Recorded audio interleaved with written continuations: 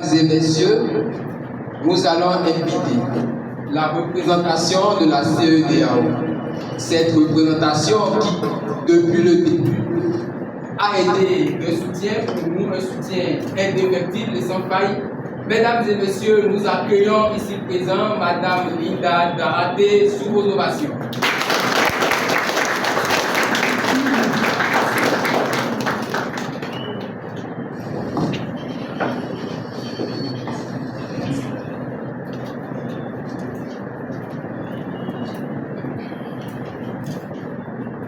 Mesdames et messieurs, je voudrais, avant de vous livrer quelques mots, le représentant résident de la CEDEAO, son Excellence ambassadeur Amadou Dion, aurait bien voulu vous présenter ses excuses de sa santé territoire pour répondre à d'autres obligations. Et pour cela, il vous présente ses excuses. Je m'en vais sur ce vous donner lecture de son allocution à l'occasion de cet événement qui nous réunit en ce jour.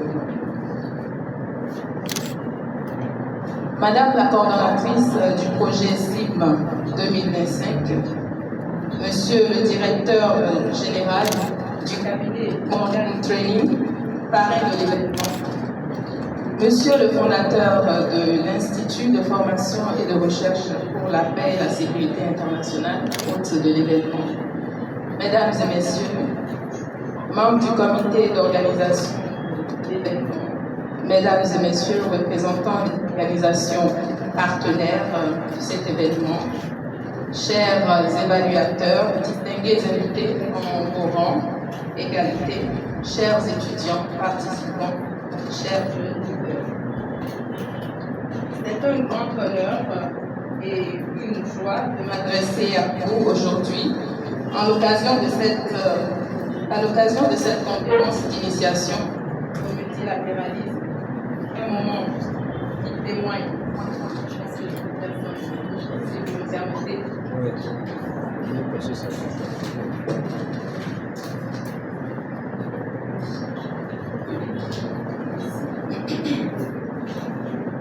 C'est un grand honneur et une joie de m'adresser à vous aujourd'hui à l'occasion de cette conférence d'initiation au multilatéralisme, un moment précieux qui témoigne de notre engagement commun pour un monde plus collaboratif, plus inclusif et plus juste. Ce rendez-vous nous réunit autour d'une valeur essentielle, le multilatéralisme. Le multilatéralisme est une approche des relations internationales fondée sur la coopération entre plusieurs pays dans le but de résoudre ensemble des problèmes communs, de garantir la paix et de promouvoir un développement équilibré. C'est l'idée que les États ne doivent pas agir seuls, mais plutôt collaborer à travers des institutions, des accords et des règles communes dans un esprit de solidarité, d'équité et de dialogue. C'est dans cet esprit que la communauté économique des États de l'Afrique de l'Ouest, CEDEAO, a été créée en 1975 pour promouvoir l'intégration économique, politique et sociale entre les États membres d'Afrique de l'Ouest. Et c'est dans cette dynamique que nous nous retrouvons aujourd'hui, portés par cette même volonté de construire ensemble. Alors, pourquoi le multilatéralisme? Plusieurs idées nous viennent en tête lorsqu'on parle de multilatéralisme. Et ces objectifs, à notre avis, devraient être de faire face aux défis globaux, car aucune nation, aussi puissante soit-elle, ne peut résoudre seule les défis actuels. Et nous songeons ici au climat. Le réchauffement climatique ne connaît pas de frontières, aux diverses pandémies que nous connaissons, notamment celle de la COVID-19, qui a démontré que la santé d'un pays dépend aussi de celle des autres. Nous avons également le terrorisme, la sécurité, les migrations, les conflits armés, autant de problèmes transnationaux qui nécessitent des réponses collectives. Le multilatéralisme sert aussi à favoriser la paix et la sécurité. Ainsi, les institutions multilatérales offrent des espaces pour dialoguer, prévenir les conflits, désamorcer les tensions. Elles permettent de gérer les différends autrement que par la force ou le refus nationaliste.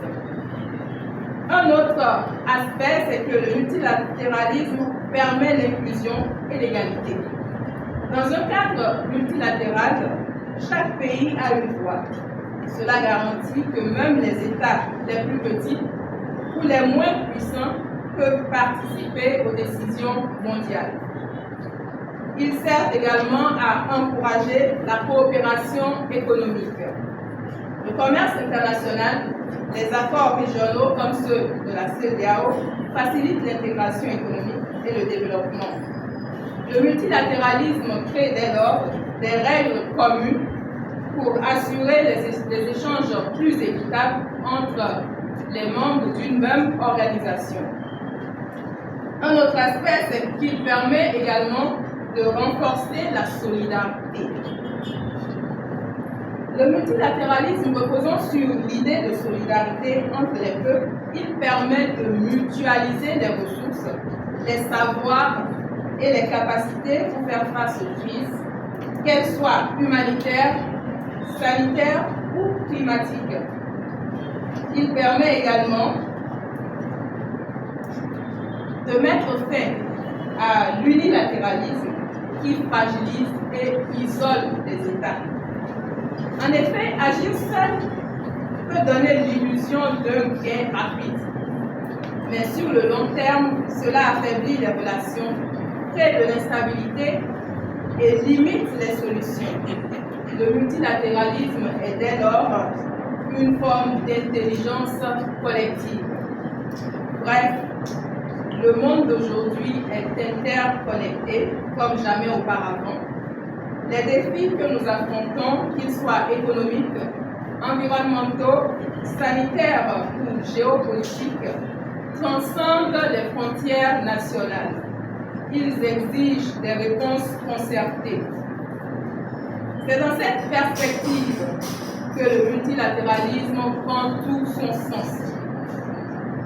Il repose sur l'idée que toutes les nations, grandes ou petites, peuvent unir leurs forces pour promouvoir la paix, la sécurité et le développement durable. Il ne s'agit pas seulement d'un principe diplomatique, mais d'un outil concret pour construire des solutions collectives à des problèmes communs. Qu'il s'agisse de lutter contre les changements climatiques, de faire face aux pandémies, de garantir les droits humains universels ou de bâtir une économie régionale plus équitable, le multilatéralisme demeure le seul chemin viable vers des solutions durables. Il nous invite à dépasser les intérêts étroits et nationaux pour embrasser une vision partagée de l'avenir de notre humanité.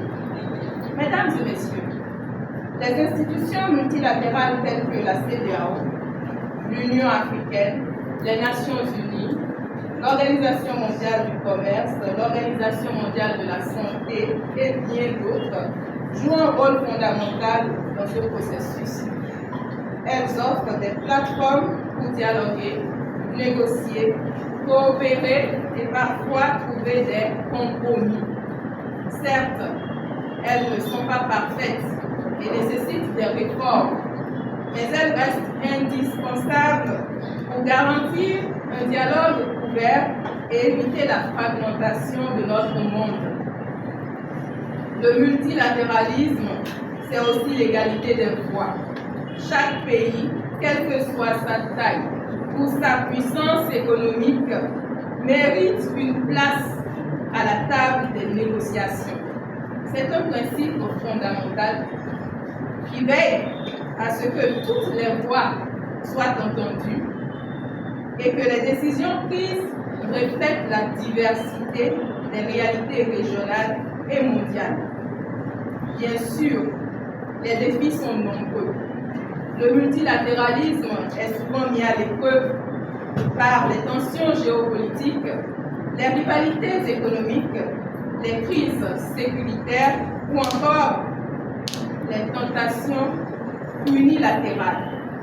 Mais malgré cela, nous devons rester fermement convaincus que la coopération internationale est la clé pour avancer. Le multilatéralisme n'est pas une utopie, c'est une nécessité. À cet égard, l'engagement des jeunes générations est primordial. Ce sont vous, les jeunes leaders d'aujourd'hui, qui façonnerez le multilatéralisme de demain. Un multilatéralisme plus inclusif, plus agile, plus proche des réalités du XXIe siècle. Et c'est pourquoi la CEDEAO soutient avec enthousiasme des initiatives comme cette conférence qui incarne une jeunesse consciente, mobilisée et résolument tournée vers l'avenir. Alors, pourquoi repenser le multilatéralisme? Plusieurs raisons peuvent venir à l'idée de celui qui se lance vers ces réflexions. Nous avons, par exemple, cette raison que les institutions actuelles montrent leurs limites à l'opposition. En effet, créées dans un contexte post-Seconde Guerre mondiale, les grandes institutions multilatérales sont souvent jugées lentes, bureaucratiques et inadaptées aux enjeux actuels. La CEDEAO n'échappe pas à ce postulat. Elles sont parfois dominées par les intérêts des grandes puissances, ce qui nuit à l'équilibre global. Un autre aspect, une autre raison, c'est que les rapports de force mondiaux ont changé. L'émergence de nouveaux pôles de puissance appelle à un système plus représentatif et plus équilibré. Par ailleurs, le multilatéralisme doit intégrer les réalités d'un monde multipolaire, pas seulement celles des anciennes puissances. Une autre raison est que les défis sont de plus en plus complexes. Crise sanitaire, climatique, numérique, énergétique, on est face à des problèmes interconnectés qui demandent des réponses plus agiles, plus innovantes. Le multilatéralisme traditionnel ne permet pas toujours des décisions rapides ni des actions concrètes à la hauteur de l'urgence. Par ailleurs, pourquoi repenser le multilatéralisme? Parce que la confiance s'érode. Les citoyens et parfois même les États perdent confiance dans les institutions multilatérales. Il faut les rendre plus transparentes, plus proches des peuples, plus démocratiques. Il faut également penser à intégrer de nouveaux acteurs. Aujourd'hui, la société civile, les jeunes, le secteur privé, les villes, les communautés locales ont un rôle clé à y jouer. Le multilatéralisme de demain ne peut être uniquement intergouvernemental. Il doit être pluriel, participatif et ouvert. Mesdames et messieurs, chers participants, aujourd'hui, nous avons une occasion précieuse, celle de redéfinir ensemble les contours d'un multilatéralisme plus efficace et plus proche des peuples. C'est avec cet esprit de coopération et de co-construction que nous devons avancer. Je suis convaincue que le multilatéralisme est la voie qui nous permettra de bâtir un monde où la solidarité, la paix et le développement durable guident notre action collective. Je forme le vœu que cette conférence soit un moment d'écoute, de réflexion et d'inspiration, et qu'elle suscite chez chacun d'entre nous le désir d'agir pour l'intégration régionale et la coopération mondiale.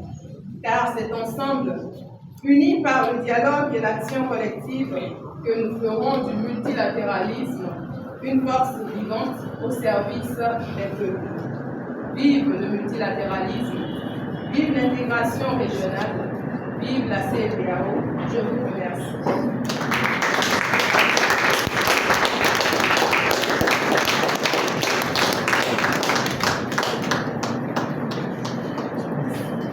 Gratitude infinie à ma